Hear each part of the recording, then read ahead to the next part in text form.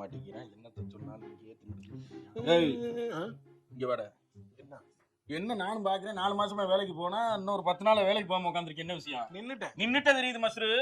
எதுக்கு நின்ன? வேலை பிடிக்கலையா? பிடிச்சிருக்குன்னா போய் பண்ணி தொலை வேண்டியதானே? ஆமா, அத நம்மளே பண்ணலாம் முடிவு பண்ணிட்டேன் நான். எது நம்மளே பண்ணிட வேண்டியதானே? புரியலப்பா, எனக்கு புரியுற மாதிரி சொன்னு. நம்மளே பண்ண. இப்ப ஷோரூம்ல நான் போய் வேலை பார்த்து அது என்ன காரியம் பண்ணி நம்ம இன்னொருத்தட்ட வேலை செய்யறத விட நம்மளே ஒரு ஷோரூம் வச்சோம்னா என்கிட்ட பத்தி வேலை செய்வான்ல.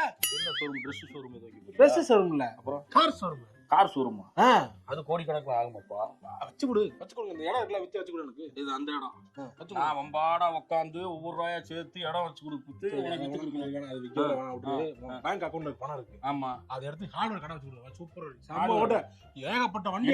என்ன படிச்ச நீ? Computer science. கம்ப்யூட்டர் சயின்ஸுக்கு ஹார்ட்வேர் கிடைக்கும். என்னடா சொன்னேன்? வச்சு கொடுங்க.